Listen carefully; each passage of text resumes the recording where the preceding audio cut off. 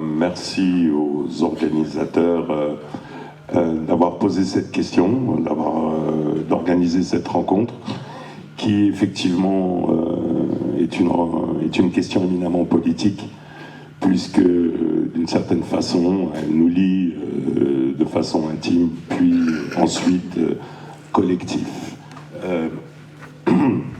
Merci également à Faima de m'avoir proposé finalement de me saisir de cette question, de ces enjeux et d'y réfléchir à la place où nous sommes en tant qu'héritiers des luttes de l'immigration et des quartiers populaires. Et donc, puisque je suis invité à évoquer avec vous la malbouffe, les alternatives pour les habitants des quartiers populaires, je m'attarderai pour ma part sur une catégorie qui ne m'est pas étrangère. Les pauvres en général, et en particulier celles et ceux issus des immigrations africaines et roumaines. Et ce, dans un contexte, bien évidemment, de régression sociale et raciale et de montée de totalitarisme fascisant, avec un premier principe de base simple, qui est que les causes produisent à chaque fois des effets. Autrement dit, la pauvreté détermine d'une part si on va manger ou pas le jour d'après, et d'autre part, quand c'est possible, la qualité de ce que nous mangeons. Cela signifie que nous pouvons tirer ensemble un premier constat, celui de l'échec de la lutte contre la pauvreté. Sans doute parce que le combat n'a jamais été mené véritablement. Il n'en reste pas moins un sujet central dans la lutte pour réduire les conséquences de la malbouffe sur la santé. C'est dans ce contexte de mondialisation capitaliste, anti-écologique, d'inégalité croissante, de raréfaction de la concurrence accrue pour l'accès à des biens comme le travail, le logement, mais aussi la santé et la nourriture de qualité, que les gouvernements mobilisent des politiques de prévention dans le domaine de l'alimentation et de la santé. Mais ces politiques de prévention nous semblent paternalistes, racistes, et sont clairement en contradiction avec toutes les autres politiques mises en œuvre qui accentuent la paupérisation, d'une part, de la population, ainsi que le développement de la malbouffe. Car en effet, l'écrasement social continue, en plus de l'empoisonnement des plus pauvres. Que ce soit en France ou dans les pays du Sud, et ceux qui font l'objet de pillages de leurs ressources et de leur pression économique constante de la part des puissances impérialistes qui se traduisent souvent par des guerres, des famines, des pénuries alimentaires ou de crises humanitaires. Je disais donc plus haut que ces politiques de prévention étaient racistes et paternalistes. Comment pourrait-il en être autrement ? Au regard de représentations et des stéréotypes qui existent sur les habitants des quartiers populaires. Et en particulier sa composante d'origine immigrée, à qui il s'agit toujours de donner des leçons sur la pollution, alors que ce sont ceux qui polluent le moins, comme sur l'alimentation.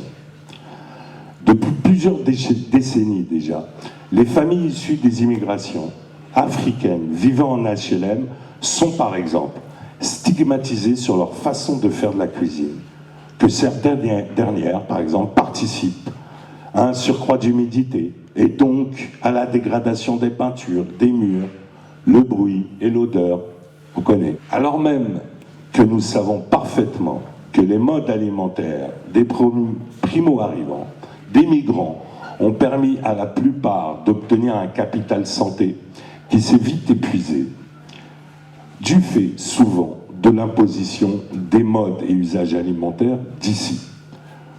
Les modes alimentaires et les rapports à l'alimentation qui sont les nôtres ne sont pas respectés, ni même compris.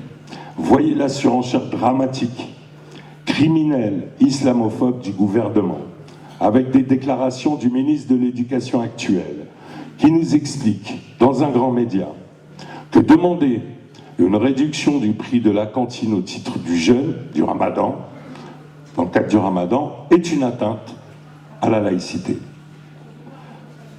Par ailleurs, comment voulez-vous que des migrants, et parmi eux les familles roms et roumaines, qui font face à des politiques gouvernementales et des discours d'État racialistes, ne se retrouvent pas confrontés, de fait, à la malbouffe et à un mode d'alimentation aléatoire et inadapté. Quand ils se retrouvent privés de travail, de logement, de scolarité, qu'ils sont contraints à vivre dans des bidonvilles ou des hôtels sociaux indignes. Alors que dans le même temps, que dire des politiques de prévention? Sur le fameux manger 5 fruits et légumes par jour, c'est bon pour la santé, manger bio, limiter l'ajout de sucre et de sel, ne mangez pas trop gras, pas trop sucré. Que dire des politiques de prévention quand l'industrie agroalimentaire nous empoisonne depuis des décennies avec la bénédiction et les encouragements des gouvernements successifs qui les produisent? Or, la précarisation de l'alimentation tend à être invisibilisée par le fait que chacun vit seul celle-ci chez lui, par pudeur, par honte, par absence d'espace collectif. On n'en parle pas, ou peu.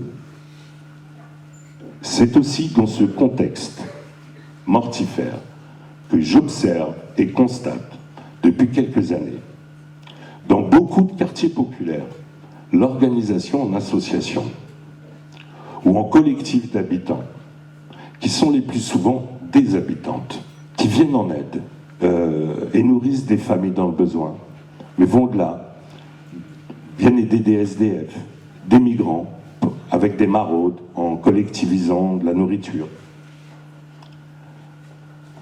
La précarisation de l'alimentation et de sa qualité dans les quartiers populaires et dans les populations racisées ont longtemps été compensées par les solidarités familiales. Mais elles craquent aujourd'hui du fait de la précarité, de l'éloignement géographique pour trouver du travail, des horaires de travail décalés et ou fractionnés. Alors en effet, le combat contre la pauvreté, pour l'égalité des droits et contre le racisme ne se réglera pas tout seul, et ni par des politiques gouvernementales qui les structurent et produisent cette situation. L'organisation d'expériences alternatives locales qui collectivisent des méthodes de redistribution est une première réponse concrète pour pallier les effets de la pauvreté et de la malbouffe. C'est sans doute le premier palier d'une organisation pour porter des exigences nécessaires pour que plus personne n'ait faim ou honte d'avoir faim et puisse manger le plus sainement possible. Pour ne pas conclure, il est question pour beaucoup, dans l'urgence de la période actuelle, de s'unir ici et là-bas pour vivre et même survivre. De s'unir et s'organiser contre un système qui fait tout pour unir justement ceux qui devraient être divisés et diviser ceux qui devraient être unis. L'alimentation est aussi un objet éminemment politique sur lequel nous devrions unir nos forces. Un sujet politique d'autant plus important que les conséquences de la malbouffe touchent avant tout les milieux populaires. Il est question d'en prendre l'ampleur et d'en tirer les leçons. Il est donc urgent de s'organiser de pouvoir s'organiser pour structurer et articuler un rapport de force politique local et national, ici et maintenant, à la mesure de la machine de guerre qu'il y a en face. Les pistes à développer ne doivent pas se limiter à la distribution de nourriture, bien évidemment. Elles doivent créer des espaces collectifs permettant de développer des luttes communes sur le droit à manger sainement. Il est encore temps, mais il est grand temps. Merci.